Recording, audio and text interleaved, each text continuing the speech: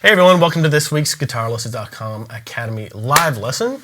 Yes. We're going to be talking about something that's near and dear to my heart, but more near and dear to this guy's heart. I've been sick for a week, so I really don't have much of what's going on. No, I don't know much about what's going to be going on today. This is my first day out of bed in a week. But more than that, Andrew knows more about gear than I do, and he's more passionate about it. So he's going to talk about understanding guitar gear and how to get the most out of what you have, and how to kind of decide what you want too. I don't know what's going on. One of the deepest topics. It's ridiculous, right? So It's a hobby within a hobby. it literally is. There's a lot of folks out there who literally just do the guitar gear thing and don't even play. Yep. It's pretty crazy. Okay, so a couple of things kind of before we get into it. I want to jump right into explaining some stuff, but just so you guys know, we're not going to go crazy deep into anything specific. We're going to try and go kind of top level view, try and cover as many things as we can. And then in the questions, if you guys have more specific questions, we'll answer them there. So make sure you submit your questions below if you have them. Mainly today, we'll be talking about electric guitar gear. So for you acoustic guitar players, the reason why is just there's not a ton to talk about with acoustic guitar gear. There is a little bit, but it's more just about like woods, bracing, maybe DI boxes, depending on what you're into. Yeah. But the electric guitar side of things is pretty deep. So It's a labyrinth, yeah. yeah, so we're going to talk about guitars, we're going to talk about amps, we're going to talk about pedals. Cool. And one other thing I'll say is, I don't know if you guys have ever heard, I'm going to paraphrase a quote, but it's from Tom Morello, so the guitar player from Rage Against the Machine. And what he said was, basically, it doesn't really matter what gear you have, how expensive your gear is. It's just kind of finding your sound and just deciding on something you like and just sticking with it. And I know for him, he has, one of the most unique guitar tones ever, but what he was playing and what he was using wasn't insanely expensive. It wasn't the best of the best, right? It didn't cost him $20,000, $30,000. So you just got to find what works for you, the combination that works for you. Anyways, and then one other thing is just knowing your context. So when it comes to playing, especially electric guitar, are you playing in your bedroom? And is that all you're doing? Are you playing in a band? Are you playing in clubs? Are you playing on big stages? And maybe what you aspire to do and what your goals are. Because that actually makes a really big difference in the gear you pick, right? So something big like this amp that's next to me here, this head, isn't always going to be realistic for someone who maybe just plans on playing in their basement or is more of a hobbyist, right? Yeah. So you just have to find what's best for you. Okay, that being said, first thing I want to mention, as I keep saying, the first thing I want to mention, picks are probably one of the biggest factors in tone. And I know Nate and I have talked, and we eventually want to do a full lesson on picks because they're so important, and they probably make the biggest difference when it comes to guitar tone. There's a few other things, but just thickness and material and things like that, they make a massive difference. So we're not going to look at a bunch of different types today, but just keep that in mind. And one thing that I have is I have a PDF that you can download. And on that PDF, it basically has my opinion on what matters to affect your guitar tone. What matters the most to what matters the least as you go. And then below that is just a recommended pedal order that I have. Both of those things, very subjective. Some people might disagree, but that's what I've found in my experience to work the best for both of those. So you can find that in the PDF if you want to download it. Cool. All right, so let's talk about a couple different types of guitars first, because that's kind of the first thing when you get into guitar gear. The first thing you can think of is what kind of guitar should I get? What kind of guitar is right for me? Main thing, what kind of music do you like? What kind of sound do you like the guitar to sound like? Because it does make a difference. So for example, what I have here, it's basically what a Fender Telecaster is. So if you guys are familiar with a Fender Telecaster, really popular, probably one of the top 3 or 4 most popular electric guitars you can get. And they usually have a bridge that's like this, and they have this single coil back pickup. Pretty common. And then quite often they have a single coil front pickup, and the shape will be a little different. I don't have a Tele with me right now. I didn't want to have like a ton of guitars because it can get a little crazy. But they tend to be really bright sounding. So what I'm going to do is I'm just going to make sure all my pedals are turned off. So we're just getting, okay. So the back pickup on a Tele is really bright and twangy. So if you like the sound of maybe a lot of the old school country stuff, there's a fair amount of blues players. Roy Buchanan is one that comes to mind. I can't remember any other ones off the top of my head. Anyways, but there's lots of them that use the telly, and it's kind of got like a very bright sounding, right? So if you play a telly, you're gonna get kind of a thinner, brighter tone more than anything else. The neck pickup in here is a P90, which is another type of pickup that a lot of the older Gibsons had, and newer Gibsons too. And then also like Fender made guitars called Jazzmasters. And the Jazzmasters had the same thing, and they kind of look like a bar of soap. This one is nickel plated, but some people actually call them like soap bar pickups. That's one of the names for them. And they are a single coil pickup, even though they look like, as you can see here, if you can see in the camera, that is one coil basically. It's a magnet with wire wrapped around it. And we can talk about how pickups work another time, but basically this one is the same thing, but it's a bigger magnet. And what that does is it kind of fattens things up. So if you listen to the difference, when I go play back on this bridge pickup, and then if I go to the neck pickup, it warms up a lot. So it's kind of, the combination of pickups is different kind of on every guitar, but typically your neck pickup is going to be warmer, your bridge pickup is going to be a little bit brighter. I know Gibson calls your neck pickup your rhythm pickup and your back pickup your lead pickup, right? Treble. Is it treble? I think so. Okay. I'm not sure. One of the I two. don't have a Les Paul here. So anyways, but basically the idea is you're going to use your neck pickup for more of like the, right? It's a little bit going to sound warmer. If I'm using my bridge pickup to do the same thing, janglier, a little brighter, right? So basically, that's just a standard single coil, but typical on a Telecaster. This is a P90. Now I'm gonna grab the other guitar here quickly. This is Rick's guitar, actually. Let's see here.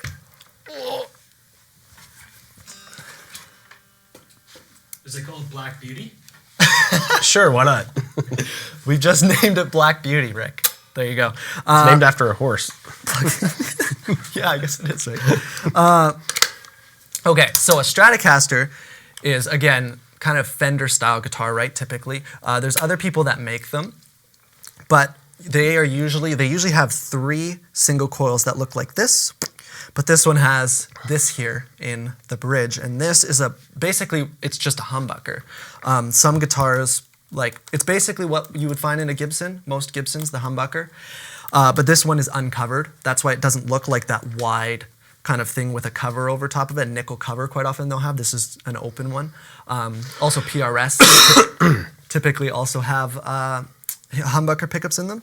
So this one is just to get kind of more diverse tones out of it, but I'll kind of show you. So if we have a single coil neck pickup, again, no effects. I'm gonna turn on just a boost. Sound a little bit better. Okay. So the neck pickup, the single coil neck pickup on the Strat.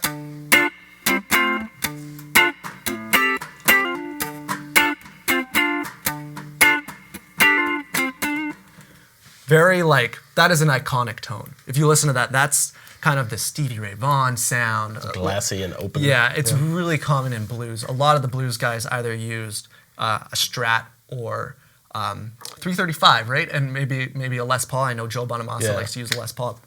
But this really iconic sound, Jimi Hendrix, same thing, obviously Strat. And then it has all the positions in between, which we're not going to go too crazy with. The middle pickup is basically the same pickup as the neck pickup, but moving it to a different spot under the strings makes it sound different. So the neck is going to sound. I go to the middle one.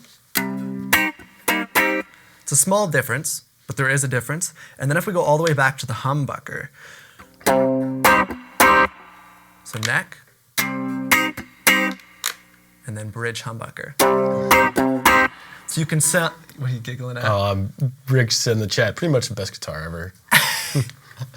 It's a beautiful guitar, it really is. I like this one a lot. It's just I think it's just a made in USA standard. Yeah, standard.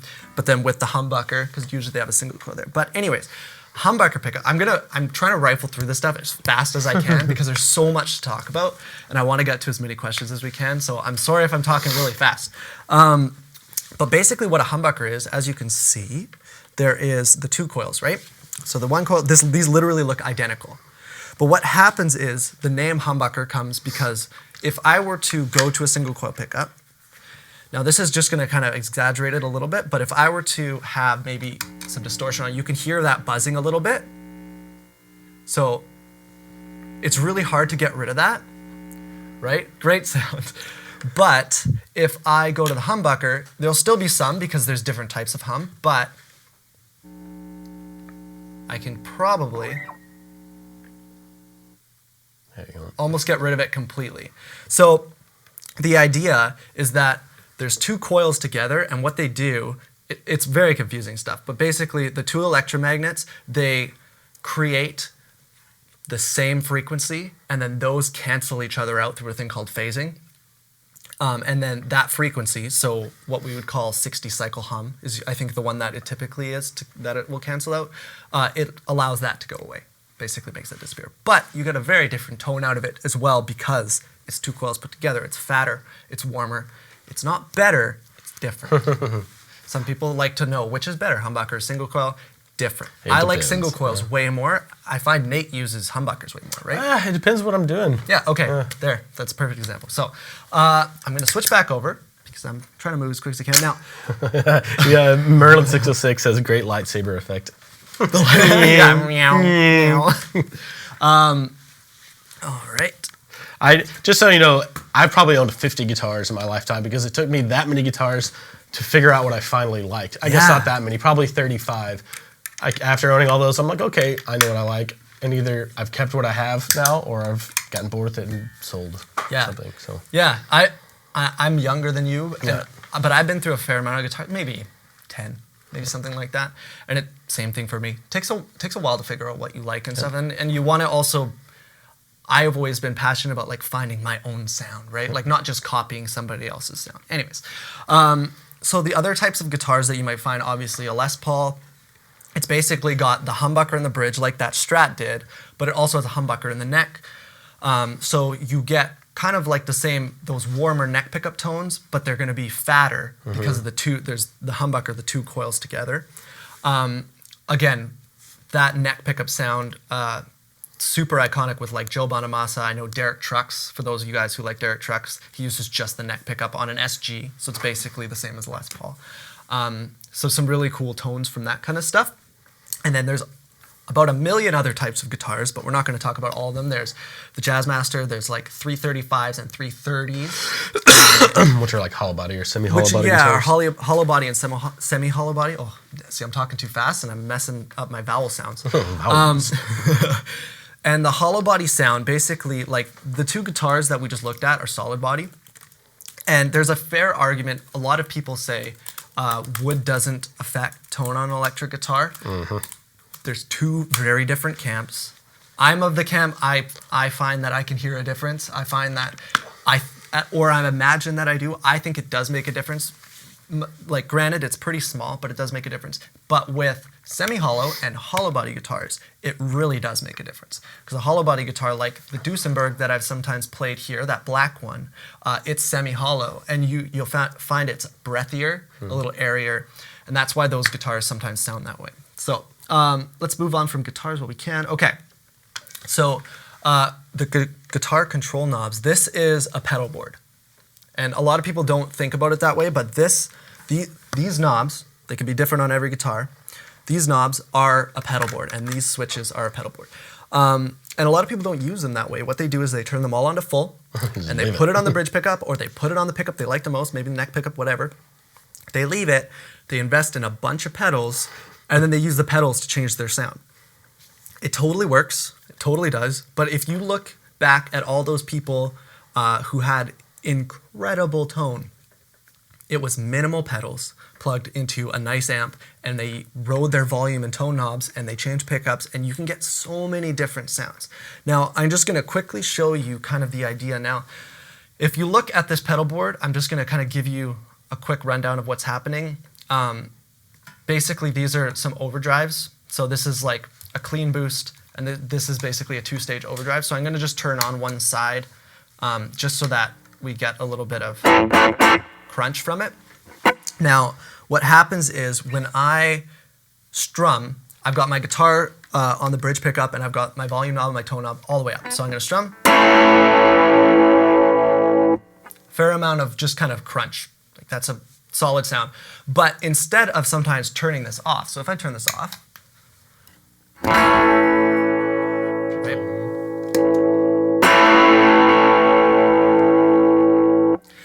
there's a fair amount of difference when I turn it on and off, but I can get all the in-between sounds too just by rolling my volume knob back. So if, let's say, I am going into a solo and I want to create dynamics or something like that, I can go from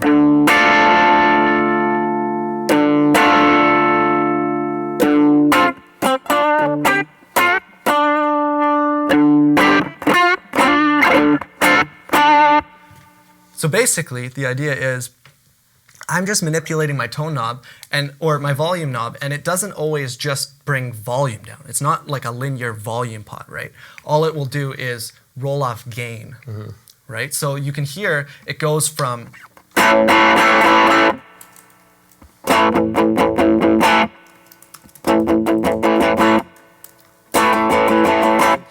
as you can hear, it does get a little bit quieter as you go, but it kind of sweetens and it gets a little bit warmer at the same time. And then you can do the same thing with your tone knob too. I find that bridge pickups, especially on a guitar like this, can be a little bit too bright. And so what you'll do is you roll your tone knob back a little bit. So instead of me being like this,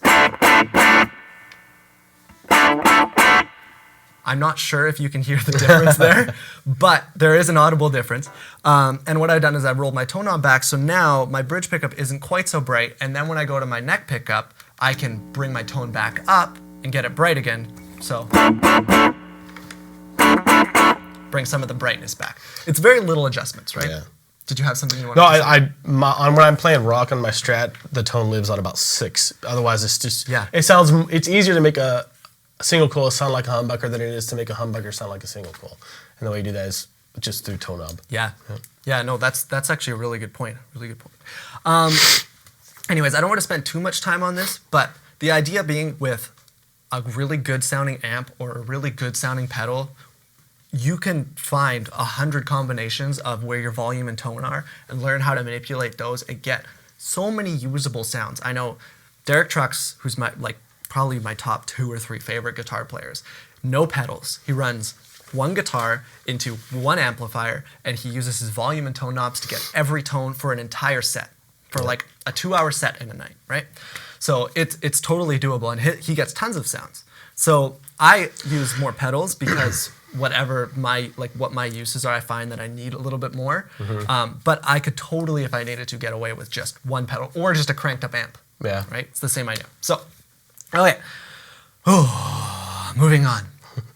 I have notes here so I don't forget anything. Amplifiers. Now, this is a good area of contention among lots of different people. Tube amplifiers, solid state amplifiers, and modeling amplifiers / digital, right? Does that cover it? Yeah, right? I think so. Yeah. And everything in between, which basically means there's hybrids of everything with everything else. They're all very different, and you can get similar sounds out of all of them, but some are better at things than others are, in my opinion. Now, this is another thing that's very subjective. Nate uses a Helix, the Line 6 Helix, which is a very high quality modeling processor. So basically what it does is it creates digital, stereo, massive 3D images, basically, audio images of amplifiers, pedals, microphones on the amplifier, which matters a lot, which we're not really gonna talk about today. Stuff like that to create a really good sound, and you have this one thing that you can get, hundreds of thousands of tones out of, probably more than that. You can get basically any combination you want. It's pretty cool. It's pretty overwhelming. You kind of have to pick a couple things and just go with them. Yeah, exactly. But really useful if, let's say, you are in a cover band and you need to, or a bar band. I know, I have a buddy who's in a bar band who does 4-hour-long sets, and it's all covers of songs, and they need to cover 1 million tones, right? And so maybe one good tube amp and a few pedals isn't going to get them Led Zeppelin and the Bee Gees, and it's not going to get them all the way around, right? CCR and old country and new pop stuff. So they use modeling stuff so that they can not spend $10,000 on amplifiers to be able to get every sound, right? That's the idea. You can get amazing tones out of them, but if you just want one really good sound, typically it's tube amplifiers do the kind of the one thing really well, which is what they're designed to do. Solid state amplifiers, they use, I believe, transistors. Is transistors what they use? So similar to actually the way a lot of pedals work, pedals use transistors as well. Many pedals. And basically what they do is they amplify using these transistors instead of tubes. And a lot of new electronics hardware is considered like solid state, the way that it works, right? And tubes came from a really old military way of creating and amplifying power for their uses. And then solid state came around and everyone was like, oh, there's no reason to use tubes anymore in these old TVs and all these old things. So they moved on to solid state, which because it was way smaller, it was less finicky most of the time, all those things. The problem is that for guitar players, it didn't sound like tubes. It really doesn't sound like tubes. Now, a little more two-dimensional. it is. Now, a jazz chorus, a Roland jazz chorus, is probably the most iconic solid state amp out there. And those things sound incredible clean. They sound not so incredible when they're cranked up, because the way that volume works on an amplifier is as you turn the volume up. I guess this is backwards for you, but if you turn the volume up, what happens is there's only so loud that the amp can get, right? So once it hits that loudness, it's not all the way at 10 or wherever the end of it is, right? That's not as loud as it goes. It's usually at around, if we're saying like 1 to 10, it's usually around like 3 or 4 actually, where the volume doesn't get any more. And what happens is the amp compresses, which we'll again talk about when we get more to pedals and stuff. But basically it compresses so it doesn't get any louder, but it saturates, is what it's called, saturation? Saturation, yeah. It saturates, and so tubes do this, and also transistors do this as well. Tubes do this in a much nicer sounding way. And that's why like more of the expensive amplifiers out there are tube amplifiers, because that sound of saturating tubes is really desirable, and it does sound like really 3D and huge and warm and all those characteristics that we use to describe sound, but we don't really know what we're saying. But tubes do that. And so for those of you guys out there like trying to even decide which is best, I know that this was kind of all over the place as a description of the different amplifiers. If you plan on gigging and you plan on doing that kind of stuff, and you can, because they tend to be really loud as well, tube amplifiers. Like if you want a bedroom tube amp, you need it to be like 1 watt, something like that. And again, very subjective, but I swear by tube amps. I love tube amps more than anything. And I use them for every application of my guitar playing. And there's a lot of great affordable ones out there. If you need to cover 1 million sounds, then I would go digital modeling. And for solid state, I think solid state's kind of fallen by the wayside as modeling has gotten better. Because I'm trying to think of even who makes solid state stuff now. PV, What do you think? Line 6, Roland. Are they completely solid state? Okay, There are a lot of people doing more hybrids though with preamp tubes. Okay. I know that bass amps have been doing that for a long time. They have a solid state power section, the back end, and then preamp. Anyways, all of them are sounds, and like I said, like that Tom Morello thing I said at the beginning, like it's just about finding that sound that's your sound and deciding that this is what I'm going to use. It doesn't have to be expensive. It doesn't have to be cheap. It's whatever you want it to be, right? Or whatever you have with you. Again, I am a tube amp guy, so anybody who ever asks for a recommendation, I'm always going to recommend tube amps, pedals, and a guitar. But everyone has a different opinion. Okay, on to the next part. We're going to quickly talk about pedals because there's a million things to talk about with pedals, but I don't want to go too crazy because we could spend an hour talking about distortion and things like that. So make sure I'm not going to miss anything. Okay, individual pedals versus multi-effects. I would argue that individual pedals are the tube amp and multi-effects are kind of the modeling amp, right? The same idea, but in pedals. Typically, I think multi-effects for sure are completely done digitally. Am I right in saying that? I'm trying to think of ones. Usually, I've seen a couple with tubes, like preamp tubes in it, but Okay. I think it's more gimmicky than anything. Yeah, but for the most part, like having all the effects is all done digitally. Now pedals, there's a lot of digital individual pedals too, but most of them use like transistors and things like that, similar to like a solid state amp, and some have tubes in them, things like that. But they are going to sound more what we call analog, right? The same being tube amp is more analog. So we're going to start the very first kind of pedal, which I don't have with me, is a wah pedal. Nate had one here. And I have one under my desk Anyways. that I use for a footstool to practice. I don't use it much. that's about as much as I use. I literally only have it in case I get a studio session or a cover gig or something. Right. I have one that's been sitting in my closet since I bought it. And they're cool, but I just don't personally have a use for them. But what they do is basically they have a sweep on them, so they go wah, wah, wah, wah, while you rock your foot on them. Great iconic sound, like they give you like the Jimi Hendrix / who else uses one iconically? Joe Satriani. Joe Satriani. Dimebag. Dimebag He did, Darrell? Yeah. Okay.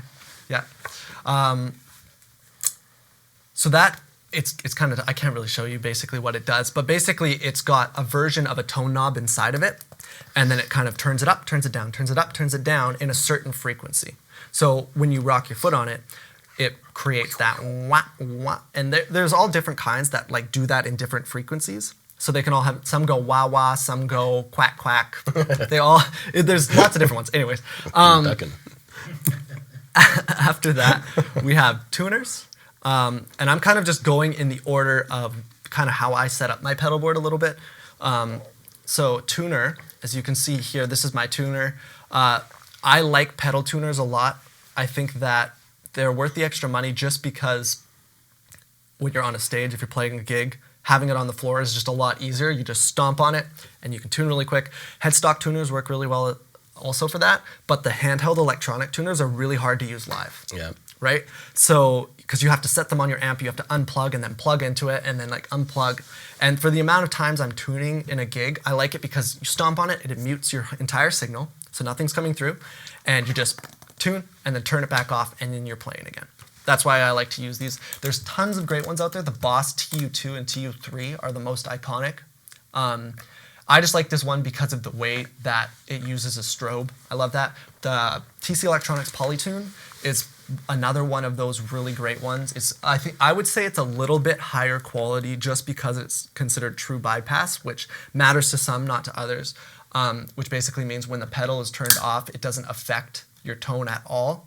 Whereas some pedals, Boss pedals, they do something to your sound even when they're turned off. Not always a negative thing, but it does create some tonal changes. So I like to use pedal tuners. There's lots of different tuners out there, and they pretty much are all great. You can't really go wrong with tuners. Yeah. And even this would probably be one of the more expensive ones, and it's like $120. That's not bad. So they're usually pretty cheap. Okay.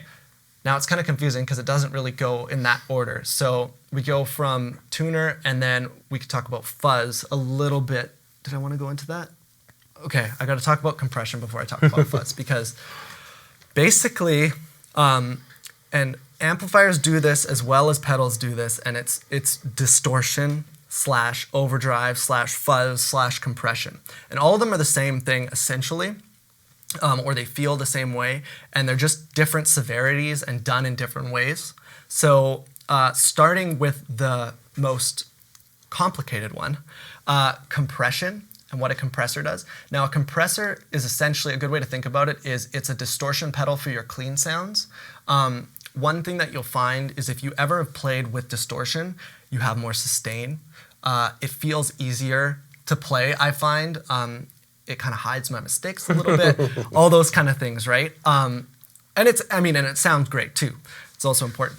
What a compressor does is if I have, now I'm going to keep, basically this is just completely a clean boost just to make my signal a little louder because we're going through lots of cables. So if I play completely clean like this, what happens is if I play lightly,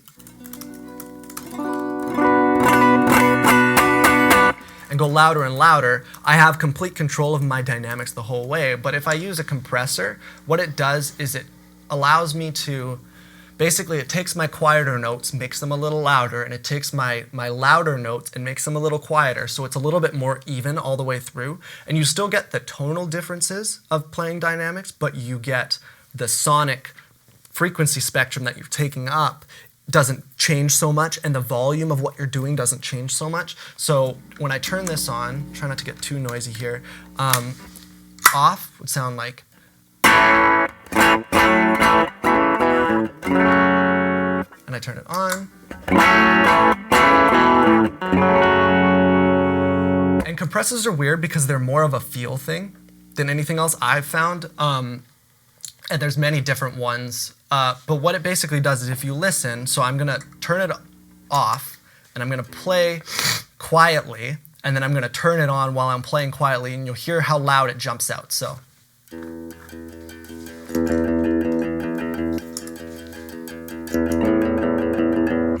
Right? But if I play really hard, now this is gonna be hard to do, Nate. Actually, can I get you to lean over, and I'm gonna get you to turn. So if I'm gonna play as hard as I can with it off, and then turn it on, and you'll notice there's a very little difference. So.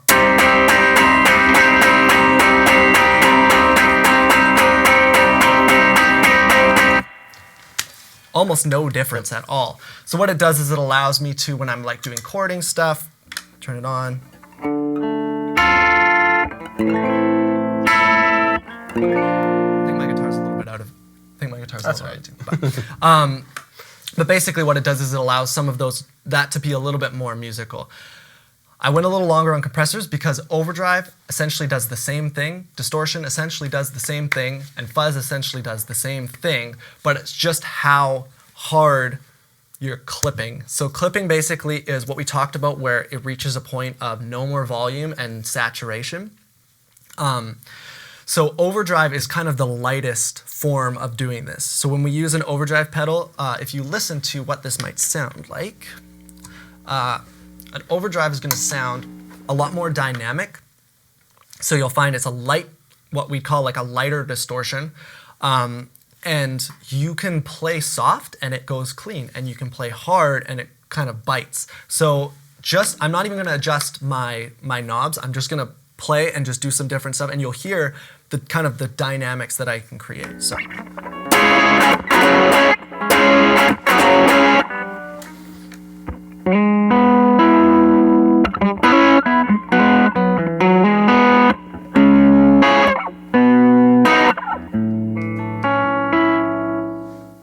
I'm going to just do that without compression on it. Why I left that on. It's pretty clean.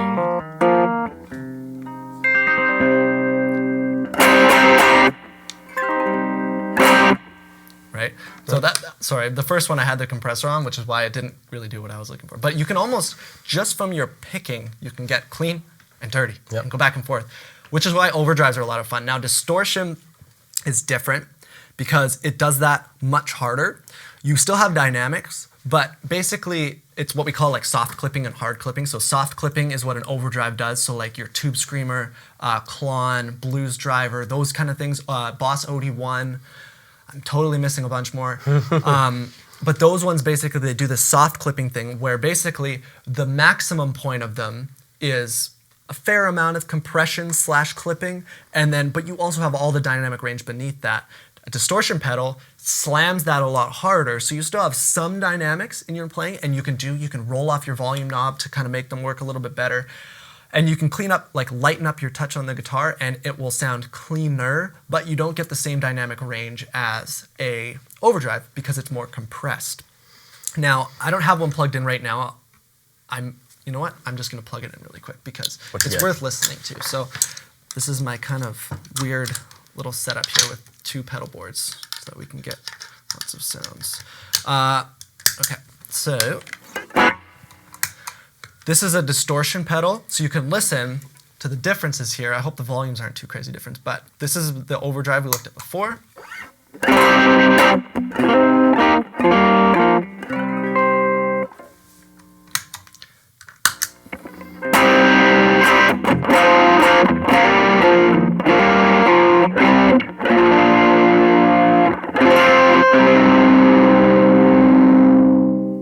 So you can hear it compresses a lot more. It's a lot more aggressive. Yeah. Even when I touched, this is kind of a different distortion than most. I don't really use it very often, but you can hear when I back off, even with the pick, it still was like right in your face, right? Grabbing onto those notes and what we would call like compressing, right? Making those quieter notes sound a lot louder and have a lot more dirt on them. Now fuzz, without getting too technical, and I think I've got this right, but basically the way waves work, Overdrive is just a nice round wave, right? And it's what we call soft clipping. So at the top, it's pretty round, right? Because it's not being compressed at all, or very little compression. Hard clipping, it's kind of being capped a little bit right at the top because it's kind of crushing down on that a little bit more. Fuzz is what we call like square wave.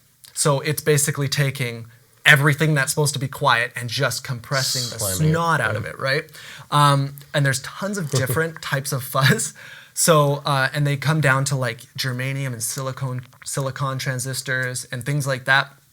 And we're not going to get too in depth with them. I love fuzz pedals so much. I have a fair amount of them because I just think that the little differences are so cool. And my favorite one that I use, I can't really use it because it's so sensitive to heat even, like temperature in a room, that it sounds different on one day and different on another day. So I can really only use it like in my studio because I know it's the same temperature all the time. Very organic. Yeah, yeah, and that was one, the same kind of one that Jimi Hendrix used to use, which is basically an old germanium style fuzz face is what that was. Anyways, so I have two fuzz pedals here. One of them is this one, which is not a standard kind of fuzz that we would call it. It's an Octavian, so it uses like an octave effect to create fuzz. And then we also have this one, this is one of the first pedals I ever got, and it's a silicon fuzz. Silicon is the type of transistor that it uses, which basically means it works in the heat and it sounds brighter, is basically how to think about silicon transistors. So I'm going to just show you, we'll go clean, kind of clean, cool. And then we'll bump up the fuzz. So pretty nasty. It usually creates a lot of noise around it. It's a lot of fun when you're playing with a band and stuff like that, but when you're playing, like, it's great for lead stuff. Kind of, some people hate the sound of fuzzes. I just think they're quirky and fun and weird. And then the Octavian, this one is just, it's got a weird thing going on. You kind of have to stack it with other overdrive effects to get a good sound out of it. And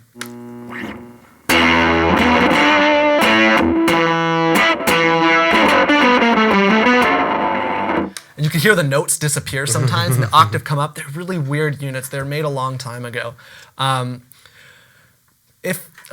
It's a very specific sound for specific uses, and some people love them and some people hate them. I think they sound really good in mixes. Yeah. They pop up a lot more than you would think unless you're intentionally listening for them. Mm-hmm. Yeah, exactly. A really good example of someone who uses fuzz very well is the Black Keys. Dan Auerbach from the Black Keys. If you've never listened to it, check it out. It's interesting uses of fuzz. Because he basically is the only guitar player in a lot of their stuff. He just plays guitar, and they have a drummer. And they don't have a bass player. And what fuzz does is it's got a huge bottom end quite often, so then it kind of creates that massive sound that a bass guitar leaves behind. Anyways, now I'm going to quickly, how are we on time? Oh, man. 38. Yeah, okay. 7 minutes. I'll do my best. Okay, next thing we have is delay. Delay is very simple. It's echo. So this one, hear that slap? That's an example of what we call a slapback delay. Great for like country kind of stuff.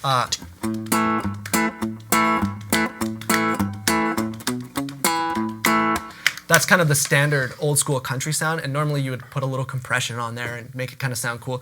I quite often will leave a slapback on all the time just because I like the way that it sounds. Onward. This is basically just a longer delay. And this kind of stuff is really good. Now, I'll leave the reverb off for now, but basically all it does is, it's great for creating ambience. It's good for like lead stuff sometimes if you like delay on your lead. Like, let's just do kind of cleaner stuff.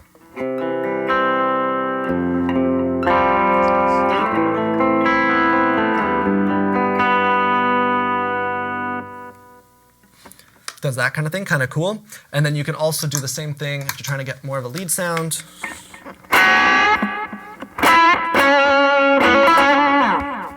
Yeah. Kind of a cool sound. Lots of guys, I know, especially if you like a David Gilmour kind of sound, he likes to use, the smile, yeah. He likes to use delay on his lead tones. I don't like delay on my lead tones. That's just a personal preference thing for me. Okay, finally we have reverb. Reverb is basically if you were to yell inside of a cave or inside of a church, that's reverb. So it sounds, this one, they all sound different. It sounds like this. So you can hear that it sounds like you're in a big cave or something Sounds like like that. you dropped a rock in a cave. A lot of people confuse delay and reverb. It's a pretty common thing. But it's very nice for, again, if I'm going to do more ambient things.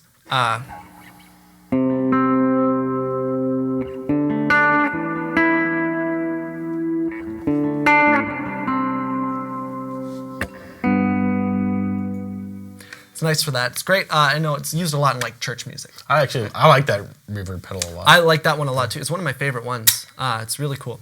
And it's very unique. It's kind of got its own sound. Last thing I really quickly want to talk about when it comes to pedals is chorus. I have no idea how they work and what they sound like because I've never used one in my life. This is Nate's. It just reminded me of Paradise City. I can't play it, otherwise I'd try. Chorus is a weird kind of effect. Very common, actually. I've never used one just because it's just not my thing. But basically, if I'm thinking about this correctly, it takes your signal and it takes another copy of your signal and it detunes it. So it goes like this past your signal. So then you have this thing that goes slightly out of tune and back into tune. And that's kind of the chorus effect. Am I right? Yeah, it's kind of like a doubling effect. So if you had two singers singing at once the exact same thing, it wouldn't be perfect. Exactly. It'd be a lot fatter. Yeah. So this is kind of exaggerated. A lot of people will use it much more dialed back. It's not used as much today as it used to be. It was a big 80s thing with people with the big rigs. Used on bass tracks a lot to fatten them up and broaden them out. I actually didn't know that. Yeah. I didn't know that. That's cool. One last thing I just quickly wanted to touch on. I keep saying last thing. Is just if you take a look at this amp, just so we can quickly go over how amp controls work. Okay, so these two are reverb, so we're just going to ignore them. This head has spring reverb in it. This is a regular tube amp, but there's a spring reverb unit in the back. A lot of amps have that, and then you can just dial in some extra spring reverb. You can kind of hear it if I go. There's a little bit that's in there. It kind of splashes. Spring reverb's got a very unique sound, and it's really only used in amplifiers, so it's pretty cool. And then EQ. EQ is a weird thing because it depends on the amp that you're using. It really does. Like you can't be like, I really like this setting on this amp, and then you go to a different amp and you try the same setting and it doesn't work. Even on the same model of amp, sometimes I will grab it because it's like the speaker's different or it's using different tubes inside of it or whatever, right? And then obviously you have your volume stuff. Now this amp's a little bit different as it has a pre and post volume. Quite often it's similar to how like master volume and regular volume work. This one's a little different than that, but most have something like that. So we'll quickly go through the EQ here. So bass is really straightforward. If I play with bass all the way off, this is a very bassy amp. And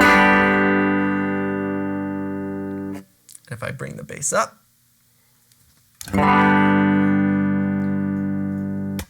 you can hear that obviously there's a lot more bottom end. You kind of have to figure out, bottom end's a weird thing for a guitar because it sounds really good when you're by yourself and then you go in a band and it'll either make your guitar disappear or it's gonna do weird stuff with what the bass guitar's doing. So I like to keep it as low as I like to get it as high as I can without it sounding bad. Do you know what I mean? And you hear me as I hit the amp. The reverb. The reverb, anyways. So I like to keep it quite low. Middle is your guitar frequency. That is like what guitar is. It's a mid-ranged instrument. So when I adjust this mid-range, if I have none of it, oh, that's trouble. If I have none of it, like this, we get. Sounds pretty good to me. That's kind of the typical Fender blackface kind of sound. Yeah. If I crank it up, it's honkier. And there's not a huge difference, but that's kind of, that knob is the how much guitar can I hear knob in a mix with another band, other than volume. And so you just kind of have to find a good balance of it. I find it depends on the amp, it depends on the guitar and the sound that you want. If you have humbuckers, they tend to be very mid-rangey, turn your mids down. If you have maybe like a Stratocaster or a Telecaster, turn your mids up a little bit to kind of get that sound. And then lastly, treble, really straightforward, how bright your guitar is. Turn the treble off. Sounds like it's under a blanket. We crank the treble. A little bit too bright and almost shrill, so you kind of have to, again, find a balance. A good way to do this is you find tones that you like, tone setting that you like, and then go through each one, turn it all the way down, play, and bring it up to where it sounds good. Yep. That's what I like to do. Anyways, last thing is volume. Again, volume is volume, but also at a point, the amp doesn't get any louder. So if I just turn this, and I'm just going to turn these up together because it makes the most sense. It's as if it's one volume knob. So down here, let's go, actually down here, you can hear pretty clean.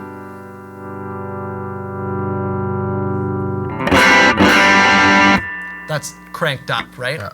So the volume didn't get much louder, but it got a lot grittier. So you kind of have to, again, if you use a lot of pedals, you don't really want it to be breaking up so much because you want to get your distortion and overdrive from your pedals. And if you maybe don't use a lot of pedals and you want to use just your volume knob to get sounds, then you would crank it up a little bit and use your volume knob to clean it up. That's kind of the two main methods of using stuff. Now, I think that's it. The other things that I didn't mention, which are phase and flange and volume pedals. A volume pedal is basically like putting a volume knob in your pedal board. I know you like to use one. Because I hate fiddling with knobs while I'm playing. Yeah. And I don't use one just because I found it, I used it as a crutch when I'd play. I would just use it all the time, and I just wanted to get used to not using it. But you would put them after your overdrive section before your modulation setting or set effects so that you get swells, is the way that, I use mine all pre-gained, so it's just like a volume knob on your guitar. which is the other way to do it. And that's the way most people do it, actually. That was it, right? Phase and flange, I don't really use them. It's how you get the Eddie Van Halen kind of sound is flange and phase. I'm not sure who uses phase, to be honest. Phase 90? Yeah, who uses a phase 90? I had one Lots for a of little people, while. man. Yeah, Lots of people. I can't think of someone off the top of my head. Very interesting tones. I'm not the guy to show them to you because I'm just gonna butcher it. Different cousins to choruses and things like that. Different, yeah, Cousins to exactly, chorus, exactly. Kind of like that kind of vibe. And if you guys care to know, the recommended order for pedals, a lot of people have different opinions, but there's some kind of like generalities. I have in that PDF kind of my list of what I think the best order is because some things matter more than others where they are. They're not rules, but just what I would suggest. And then the same goes for like what affects tone for those of you guys who care to figure out like what affects my tone. Like, is it my strings or my pick or my pedals or the wood on my guitar? Kind of, I have them in order of what I think matters the most to what matters the least. Cool. Okay, let's do questions. All right. Get right into it. Merlin606 Heyman says, hey guys, I'm using a Roland Cube 20 GX modeling amp. However, I'm not really happy with my crunchy tone. Would it be a good idea to get an overdrive / distortion pedal like the Tube Screamer, Blues Driver, or OCD? Does that even make sense with a modeling amp? Or is that money wasted since I'm not using a tube amp? Kind of, yeah. At least the pedals, those pedals are designed to work in front of either a solid state amp or a tube amp, I would say. They'll still work and they'll still get good sounds, but I would say that it's not gonna do what it would do to a tube amp. I don't think you're gonna get a better sound than you would with that. It'll be different for sure, but I don't think it's gonna be better. No, if you were to do that, I would suggest getting something maybe that's cheap, like quite a bit cheaper. I don't really know what's necessarily out there, or a multi-effects unit or something like that, or saving up your money and investing in something like Blues Junior, like one of those kind of lower end, good quality tube amps, and then getting into pedals. Cool. Worley is the next question, and he says, hey Nate and Andrew, this question is from Pete Worley, yes. Really enjoying your great site and learning so much. Thank you. Cool. As a relative beginner and mainly strumming style, the pick thickness is important. I am comfortable using a Dunlop .46, which I find relatively easy to use, but really struggle with thicker picks. Is this down to poor technique, as I understand that a thicker pick produces a fuller tone? Thanks, and keep up the great work. Pete. 46 is light. It is. It's very light. Easy to strum with, but... Yeah, I would say, even as a strummer, I would say if you can, maybe go up to something that's closer to like the 77 range. Is it 77? 0.73. 0.73. something like that. It's going to be flimsy enough where strumming's pretty good. You're also going to get solid tone, like actually individually picking as well. Not as much pick noise. That's a huge one with the light picks that I find is that just especially with an acoustic guitar, you get a lot of pick noise. And it really boils down to what you're used to. So if this is something that's giving you trouble and it's really bugging you, don't get rid of it, but put your 0.46 away for like 3 or 4 weeks and just use a 0.73. And then once you get used to it, you'll go back to your 0.46 and be like, ugh, this feels weird. Yeah. So. I made a jump from the one pick that I use here, which I still use for acoustic, which is I think a 1 mil, to this 2.5 mil made by a company called Chicken Picks. And the jump, I mean, that's significant. That's like 2.5 picks holding in my hand. And it took me like 2 days to get used to it. And then all of a sudden I was like, oh, good, I'm good to go. It's going to feel really awkward at first, so it's it will. okay. Yeah. Ghost, next question. Noise gates, are they only useful when you have heavy distortion, fuzz, or gain? How can they be used in quieter genres? I have a TC Electronic Century noise gate guitar pedal. It has 3 settings, threshold, damp, and decay. Could you go through each setting and the best practices for using them? Thank you. Oh man, this is a tough one because I don't use noise gates. I find that if you're not using high gain, they aren't necessary, but you can still use them. Okay, I'm gonna try and explain them. So threshold, if I'm correct, it's how much volume, how quiet it allows it to get before it kicks on.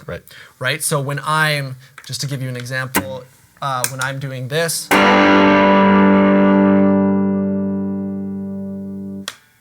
That's what a gate would do at a certain point. So I think threshold, am I right? Yeah. Have you used one? Yeah. So threshold would affect that. It sets the amount of dBs that have to occur, the quietness, for it to kick in and chop it off. Okay. Not let anything through that gate. Yes. And so you would want that to not be the sustaining part of your chord. So you'd want to find a good balance where the sustaining part of your chord stops and the hum comes in. Is typically what you would do. Okay. I think. What's the next setting there? 3 settings. Threshold, damp, and decay. Ooh, what is damp? I don't know. I've never heard of damp. I think that may be something TC Electronics is calling, like some proprietary knob to be different or something like that. Decay is the length of time. Like we were just dealing with this issue right before the lesson because we wanted to get the hum out of the amplifier, and you can't hear it right now, right? Because the gate is on. The volume is just up here because the amp's just barely humming, right? Yep. So the gate is just clamped down on it. Yeah. So. Yeah. And decay is just the amount of time then that once it reaches that point where your threshold is, right, to clamp down. Right. Because you still want it to sound natural. Right. They're weird things. Like some people that I've played with, no matter what genre, they just swear by them, and I personally just have never used one. When I record series, I almost always have a gate on, even if it's just a little bit of overdrive on the guitar tone, because it's irritating to hear an amp humming in the background while somebody's talking to you. So I'll set it at the minimum level as far as the threshold to like have the volume up, not be touching the guitar, and to have it dead silent. Yeah. That's something for clear tones. That's what I do. And obviously, I have a gate on here right now. Like I said, I never use them, but right now we have one on here because it's the same idea. Right. So, hope that helps. Next question, Les Johnson. Hey, Les. Hello, Nate and Andrew. My question is to do with guitar pickups. I bought a Mexican Strat just over a year ago, which is fitted with vintage-style single coil Strat, bridge, neck, and middle pickups. Is there an alternative to these pickups that you could recommend as an upgrade in terms of sound improvement, as I feel the ones fitted in there lack a bit of bite? Now, first of all, those Mexican Fenders are actually unreal instruments. They're great. So the pickups in there are pretty solid already. People have different opinions on pickups. I personally think that there's not a lot of difference, or you're not going to get a lot from upgrading the pickups in a lower end guitar. Not that Mexican made is like low end, but maybe like a middle end guitar, unless you go for like the boutique pickups, like the hand wound pickups. So I would say don't upgrade unless you are looking for like higher gain, where you could go with like Seymour Duncan, something that's like designed to give you more output. Right. But if you're just looking for like a better tone but the same amount of output, then you'd want to look at like something like Lawler or Lindy Fralin pickups. This is Lindy Fralin pickups. Those both they're hand wound, so they're kind of like crafted the old school style, like a vintage pickup. And that'll just give you like overall better tone. But if you're just looking for more output, then something, quite often the stuff by Seymour Duncan is great. I'm trying to think who else. I would stay away from like DiMarzio and EMG just because those are for like high gain music more so. DiMarzio does make good stuff too. I just personally, I don't like the tone as much as some of the Seymour Duncan stuff. What do you think? It's hard to know if you mean by what you're saying by it doesn't have the bite you want if you're talking about brightness or aggressiveness. So I assume it's aggressiveness because those pickups are very bright in that guitar. Yeah. And if that is the case, just you could get something with more output, but you're gonna lose that single coil quality and that Strat tone the hotter you go. Absolutely. So, My favorite single coil pickups are DiMarzio Virtual Vintage. They're noiseless and they sound like a slightly fatter single coil. Totally. And I just said I don't like DiMarzio. There you go. No, it's Just different opinions, right? Yeah, it's. They have actually Seymour Duncan and DiMarzio both have I think something like pickup builders. So you put in your preferences on the site and it says okay these pickups are what you want. And I found that those are pretty good. And DiMarzio has satisfaction guaranteed option. If you don't like the pickup, send it back to them. They'll send you one to try out again. Cool. One thing to remember, noiseless isn't something that you just get for free. Which what I mean by that is if you decide to get a noiseless pickup, you are going to sacrifice something, a little bit of tone, which is why a lot of maybe the more boutique ones or some styles of instruments don't have them. Right? And even some really expensive pickups don't have it because you do sacrifice a little bit of something. Mojo is what we'll call it. Les has another kind of follow-up question here. He says, my second question, if you have time to fit it in, is what are your feelings on VST plugins versus actual hardware, such as amp plugins, stomp boxes, etc.? I do have a Fender Mustang V11 amp, which sounds great, but I find much more convenient to use plugins, bearing in mind that I'm not in a band and I create music in my own studio bedroom. Cheers, guys. That's a tough one. If you like the sound you're getting, good on you. There's nothing wrong with that. If you want to go for like what my opinion would be I would not probably use that stuff. Just for me, I would be like I would only use a tube amp because I'm a total snob, and I would only use real pedals, and I would only use a guitar that's like got non-active pickups, and that's just because I'm a snob. It doesn't mean that it's better. It doesn't mean that it's worse. I think you'll sound more like something we talked about before, which is more three-dimensional. If you use those kind of things and you mic the amp and stuff like that, that's kind of the way that most records are made. But at the same time, I mean, the stuff that I know, stuff in like just that Logic even has, are great for what they are. I know that Universal Audio makes some amps that are really good. It's like you can do that, but you sacrifice in the area of like the 3D analog organic thing. But really, in a mix, sometimes you're not even going to hear it. Yep. Right? That's what I think. I don't know. What do you think, Nate? It depends how much money you want to spend. If you want to spend less than $1,000, I would go digital in the box all the way. Absolutely. Yeah, in the box is another way to put it, right? Everything in the computer, yeah. Yep. I'd love to talk to you more about that, though, if you have like more questions and want to get more technical. If you want to jump in the forums or email me, hello@guitarlessons.com. We can talk about that stuff forever because I love talking about that stuff. Just so you know, everything on the site, everything and every single song and every single lesson has not been an amp, for what it's worth. Totally. If we had tons of preamps in here and just loads of expensive mics, I would probably have amps mic'd up in there.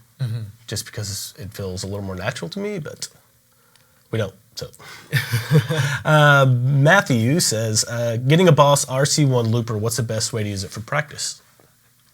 Dude, loopers are amazing, and it's one thing I've never bought, and I don't know why, because they're not even that expensive. Like the Boss one, the TC Electronic one, both those, unbelievably useful, and I need to just go buy one. Honestly, I just need to justify it. But best way to use them, what I like to do is I put on a drum loop, whether that be, I usually do it in Logic or whatever, find a drum loop somewhere, put it on, get my looper, and I'll just play a chord progression, loop that chord progression, improvise over it. That's my favorite way to practice with one. Do you use a looper? Yeah, I have one sitting under my desk at all times. There you go. What do you use practice. it for? Same thing. It depends. Like if I'm working on blues, I'll loop a 12-bar blues and play over it. Or if I'm working on a specific chord change or something modal, I'll record a chord progression to fit that and then just solo over it. And that's going to do two things. It's going to help you get better at rhythm guitar because you're going to notice immediately if you're out of time or not. Because when you play it back, if you're playing scales or something over it, you're going to notice, wow, this is really out of time. I got to re-record it, and you got to pay attention to your timing. So it'll help you on your rhythm guitar that way, and it'll help you a lot when it comes to playing in musical context instead of just playing to a metronome. Yeah, absolutely. And also it's great if you're a songwriter or you're a guitar player that writes parts, you record quickly, like write a riff, and then you loop it, and then you can write like the complementing riff if you're like playing with another guitar player in a band or something like that. Ed Sheeran, man. Yeah, Ed Sheeran uses a looper for like his entire set. Yeah. It's crazy. Okay, let's see. Tom Perry says, how do you like to turn up the volume to play a lead part with an electric guitar? Do you play verse and chorus with the normal volume down a bit, or with the volume with the volume up and just roll it a bit to the maximum for the lead part? Or do you prefer a volume pedal? Or do you prefer a 2-position pull pot and your volume switch, pulling it out to increase the volume, like a dB boost? How do you prefer to do this with a plugged-in acoustic? Whoa, that last one just threw a curveball at me. I'm going to talk about electric, and then we'll also talk about acoustic. Okay. Cool. It totally depends on the band and context you're playing in, because sometimes you'll go to play a solo and you'll be in a spot where the band is really quiet. Right? And you'll want to play something kind of bluesy and with lots of feel, and then you don't want to step on all your boosts and crank yourself up to 11 and go crazy. But if the band's going super hard, your drummer's playing like crazy, you might need to get all the way up there. A good way to do it, what I like to do, is I crank my volume and tone knob all the way to the top on my bridge position, and I set my amp and my main overdrive sounds to a lead guitar sound. From there, I back my volume tone knob off to get my rhythm sounds. And then you use your ears. So I mean, it's not like I go to 8 for rhythm and then I go to 10 for lead. It's like I go to 10 for like when the band is the loudest, and then I back off a little bit for some other lead parts and back off a lot. It totally just depends. Now with an acoustic, I don't know. I don't max my slider or knob out on my acoustic. I leave it around 8. That way I have some leeway to boost it if I need to. See, I don't play acoustic guitar like that in a band context, so that's tough. Also, you can use a compressor on acoustic to give yourself a little boost, or some other kind of preamp. I know LR bags. They make a DI box that has like a little boost built into it. You can hit one of those. But a boost, same with electric, is another way to just get a little bit more, like a boost pedal or something like that.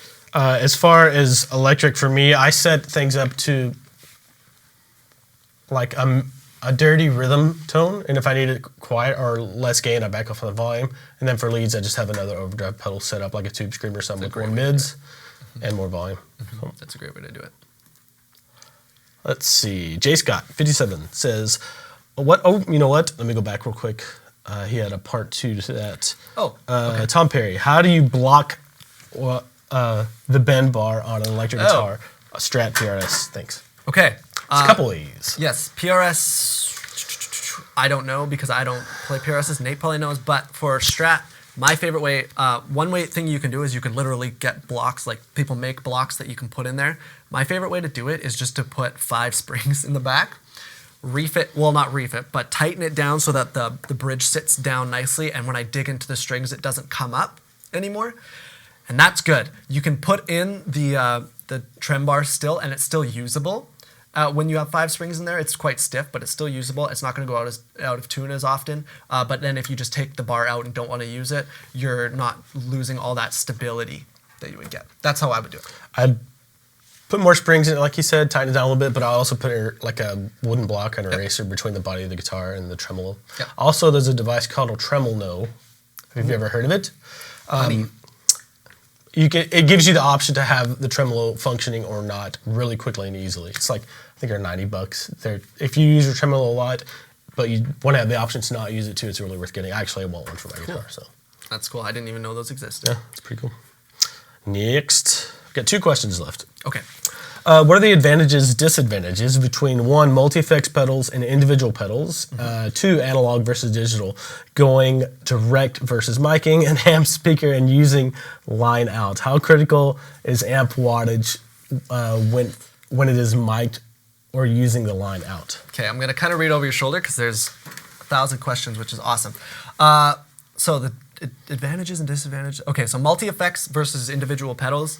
I kind of explained that before. Individual pedals are gonna do, like, one pedal designed to do one thing is gonna do it better than one pedal designed to do 1,000 things that also does that one thing, right? So multi-effects, really useful if you want lots of different tones, stuff like that, but the individual pedals, most of the time, not all the time, most of the time, for the amount of money you would spend, will do that one thing better. That's what I would say. That's why I like to have a full pedal board like this, where I use 8 pedals, depending on the day, and then I get all my sounds that way individually. If I had multi-effects, it would do all the things these 8 individual pedals did, but it wouldn't do them as well necessarily as these individual pedals, especially with fuzzes and overdrives. Digital overdrive can get weird. That's all I'll say. Okay. Analog versus digital, it's the same thing. I find that I prefer analog through and through. I always, even at home or in the studio or whatever, I always will mic a cabinet, use a mic, and into a speaker, into a tube amp, into pedals, into a guitar. I prefer it that way. Though I do use like digital. This delay pedal and this reverb pedal are technically both digital, even though they're like high quality digital. Next one, going direct versus miking. Miking is gonna sound more real, but nowadays the direct stuff sounds amazing. Especially, what's the company that makes it? Palm? Palmer? Palmer, DI. Yeah. They make speaker simulators. Yep. And I know that also, I think Sir makes one. And I know Reactive that Loop, yeah. there's a really, really good one. I can't remember what it's called. It's like Torpedo or something like Yeah. that. And they do sound incredible. I personally don't think they're like 99% and 100% is a speaker with a mic on it. And you can kind of like, with multiple mics and manipulating mic position, you can get a lot more you doing that. But if you're at home and There's a lot bigger learning curve and room for error when you're miking cabs. there is. That's a very good point too. It's an art in and of itself. It Yeah. honestly is. Yeah. Digital versus analog, it boils down to convenience for me. Yeah, that's a great way to put it. And how critical is amp wattage when using mic'd? or line out? That's a good point. It kind of depends. I think a good point is if you're playing with a drummer, get an amp that is at least louder than your drummer, and then after that, you don't really need to be any louder. To be honest, it depends how big the stage you're playing. Like, I mean, if I'm playing on a big stage, I like to have an amp that's really loud, louder than it would be necessary because it's going to feel a lot better, and that's just for me personally. But you could get by with an 18-watt amp, 22-watt. Like a Fender Deluxe, a 22-watt Fender Deluxe is enough to get you through basically any gig nowadays with the ability to mic stuff. I've never needed more than 30 watts of a tube amp. There you go. Just saying. Yep, there you go. Okay, let's see. Was there one more? Oh, shoot. Yeah, wrong page. No worries. Okay. We're getting questions from the chat now. Okay, Oh, man. cool. Okay, we'll get to Let's them. see. Sorry, this is from Mayberry. Okay. He says, any input on the Boss multi-effects pedals? What's your take on them? They're some of the better affordable multi-effects nowadays, I'd say, especially the ones made more recently. I remember when I first got into playing guitar, I started playing at church when I was 12. And so I was playing live really young, and I just needed to find a solution, and I used a Digitech RP250. And a friend of mine had the Boss, it's like the ME something. I think. ME50? Something like that, and it was bigger, and I thought those tones were a lot better. It's the same thing that we've said about the multi-effects versus the individual pedals. It's going to do a lot more. I think they even have like built-in loopers and cool stuff, built-in volume pedals and stuff. But if you want to get a Jimi Hendrix tone and you want to get like that sound, it's not going to quite get you to that place like individual pedals would. I know a phenomenal guitarist, Eric Brown in Houston. He has like a giant house gig at this huge club. And he plays an ME70 into a Fender Twin, and he slays it. There you go. There you go. Let's see. I think that's it for the questions. Let's see. Was there anything in chat that we wanted to? I'm not seeing anything. Let's see. Just gonna have a battery put inside. Nope. Here's one thing. What is it, Matt? Andrew, what lengths would you go to get your tone for live lessons? Specifically today. That's from Matt. That's Oh, funny. I was skipping your little icon because I was like, oh, Matt doesn't matter. Matt and I spent almost all day today figuring out how to get this to sound good because for me, I like to use tube amps. The problem is they are really freaking loud. So we can't really have them in the room with us. We have these mics on here, and if we had that amp, it would get crazy. blow it So out. we ended up going and getting a cable that basically runs this head, which is just the head portion, and it runs a cable all the way into another room where the speaker cabinet is, and it's really hard to run cables there. And so the cabinet is in that other room with a microphone in front of it, and that's what we did. And for me, it's so important. It would have been way easier for me to just grab some digital thing and just plug into it, but this stuff matters so much to me. I'm so passionate about it that I just want to use it and use it that way. Again, these are my own faults because there's probably like more efficient, convenient ways to do things. But yes, those are the lengths I would go to. I'm there with you, man. Yeah, I am help you the whole totally time. the older I've got to be just getting old because I'm like I don't care. Give me a freaking pod and I'll make it sound good. I honestly obsess about this stuff. I go to sleep, and it's what I think about when I fall asleep. It's brutal. It's the only thing I think about. Okay. Ghost in the chat says, "Did we ever talk about power supplies for the pedalboard?" No. No, we can touch on that quick. Yep. This right here, if you look from above, this is just a standard. This is made by Walrus Audio. What's it called? The Atos power supply. And then underneath this pedal board, we have the Voodoo Lab Pedal Power 2, Pedal Power Plus 2. And they're basically the same thing. And what they do is each output on one of these is isolated. So what happens is when you power something, and I'm not an expert in this field necessarily, but when you power something, if you daisy chain it off of one thing that's not isolated, it creates noise every time. Yep. And that noise kind of basically cascades, and all of a sudden it can just sound crazy. So quite often people will use a single adapter into I know like a Boss tuner has like an out, and then they daisy chain all of their other effects off that. And that just can get really noisy. These power supplies cost a bit of money, but they isolate each one so they get super clean power, and then they also have like variable wattages and milliamps. For like some pedals require more power than others, so that's sometimes handy. And one other thing is some fuzz pedals, specifically germanium fuzz pedals, not all but most, require a positive instead of a negative, or something like that. Right. So it's backwards. So what happens is if you daisy chain two together, it'll actually blow up the pedal. Yep. Like not explosion, but it'll ruin the pedal. Yep. Yeah. So I hope that answers your question. Things like the one spot, they create a lot of noise, but I've toured around the world and with a backpack full of pedals and a one spot. It was noisy, but it got the job done. But it can be risky for your pedals too. So, but I mean, if you're using 3 or 4 pedals, really investing in like a $250 power supply isn't necessarily going to do a big thing, right? I think if you have the money, it's worth it. Yeah. Let's put it that way. Yeah. Cool.